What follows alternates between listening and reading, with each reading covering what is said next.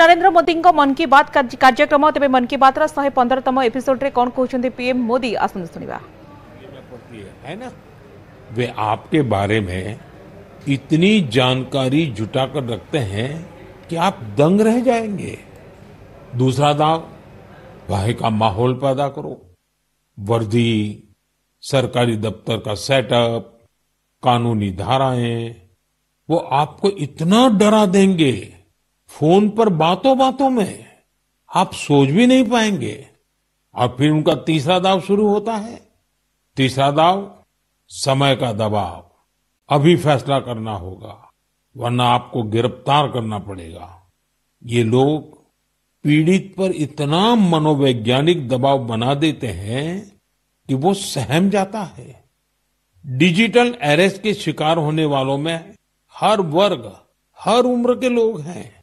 लोगों ने डर की वजह से अपनी मेहनत से कमाए हुए लाखों रुपए गंवा दिए हैं।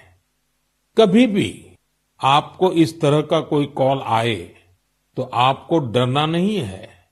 आपको पता होना चाहिए, कोई भी जांच एजेंसी फोन कॉल या वीडियो कॉल पर इस तरह पूछताछ कभी भी नहीं करती। मैं आपको डिजिटल सुरक्षा के 3 चरण बताता हूं। ये 3 चरण है: रुको, सोचो, एक्शन लो। कॉल आते ही रुको, घबराए नहीं, शांत रहे, जल्दबाजी में कोई कदम न उठाएं, किसी को अपनी व्यक्तिगत जानकारी न दें।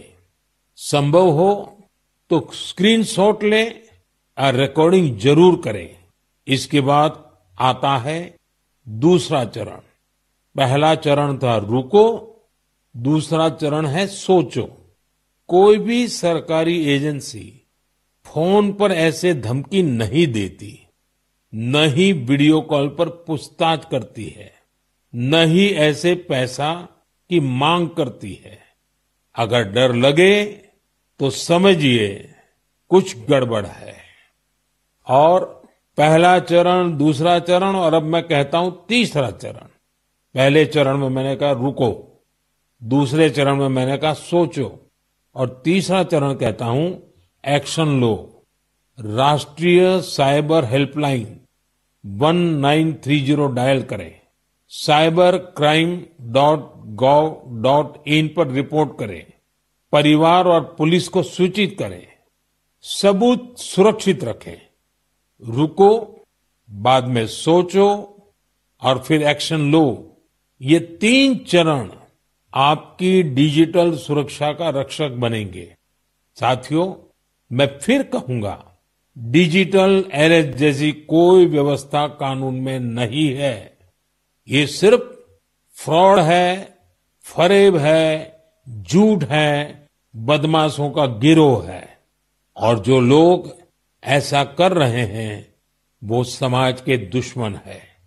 डिजिटल अरेस्ट के नाम पर जो फरेब चल रहा है उससे निपटने के लिए तमाम जांच एजेंसियां राज्य सरकारों के साथ मिलकर काम कर रही है। इन एजेंसियों में तालमेल बनाने के लिए नेशनल साइबर कोऑर्डिनेशन सेंटर की स्थापना की गई है।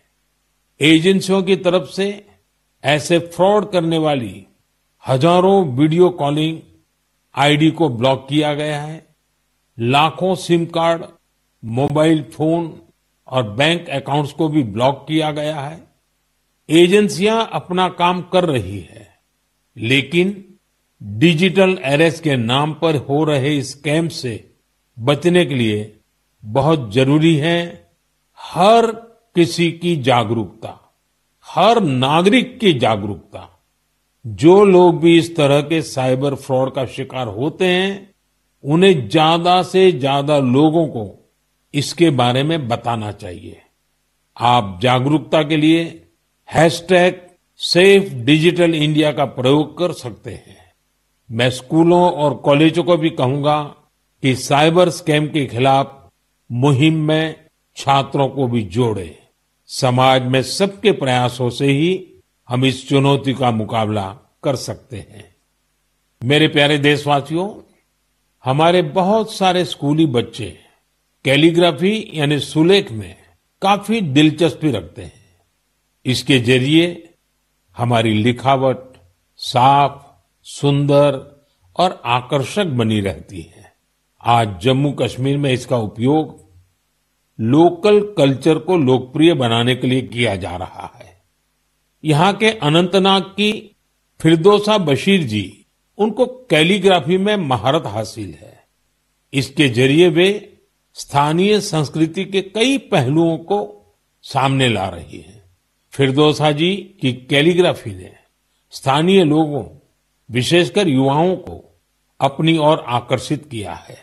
ऐसा ही एक प्रयास उधमपुर के गोरीनाथ जी भी कर रहे हैं। एक सदी से भी अधिक पुरानी सारंगी के जरिए वे डोगरा संस्कृति और विरासत के विभिन्न रूपों को सहेजने में जुटे हैं।